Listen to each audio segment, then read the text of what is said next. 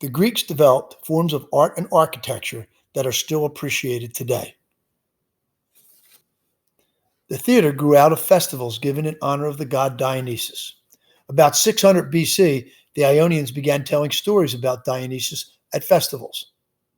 A chorus chanted and danced each story to the music of a flute. At certain points, the chorus fell silent. The chorus leader then gave a soliloquy, or a talk in which personal thoughts and feelings are expressed to the audience. In time, the chorus became shorter and soliloquies longer. Stories were then told about other gods and heroes. About the time of the Persian Wars, a Greek poet named Aeschylus added an additional character to each story. Now, instead of singing or telling a story, it was acted out. Thus, Aeschylus created what came to be known as a play. The first Greek plays were tragedies, or stories about suffering. All dealt with the past and with the relationships between people and gods. Not all of them had unhappy endings. Still, they all pointed out that though people suffered, most individuals were able to carry on despite their suffering. Soon after the development of tragedy, a second kind of play came into being. It was comedy, or a play with a happy ending. Unlike tragedies, Greek comedies were about the present.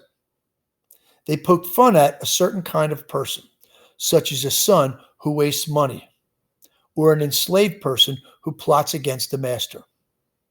One of the greatest writers of Greek comedy was Aristophanes. He found something funny about everyone.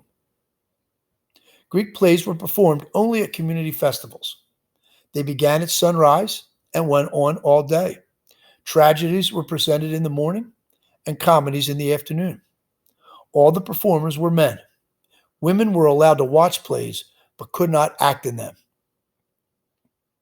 Each actor wore a huge canvas and plaster mask that showed the gender, age, and mood of the character. The mouth of the mask was shaped like a funnel. This helped carry the sound of the actor's voice to the entire audience. Actors also wore heavy padding under their robes and boots with thick soles. This made them seem larger than they really were. Plays were given in open-air theaters. Anyone who did not have enough money to buy a ticket was admitted free. The audience sat on rows of stone benches set on the side of a hill.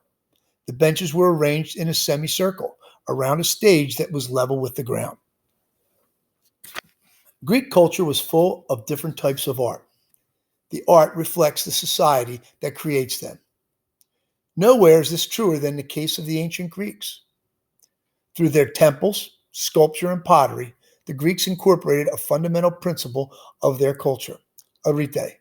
To the Greeks, arete meant excellence and reaching one's full potential. Most Greek sculpture was of the freestanding human form, even if the statue was of a god, and many sculptures were nudes. The Greeks saw beauty in the naked human body. Early Greek statues, called kouros, were rigid and stood straight up. Over time, the Greek artist adopted a more natural, relaxed pose, with hips thrust to the one side, knees and arms slightly bent, and the head turned to one side.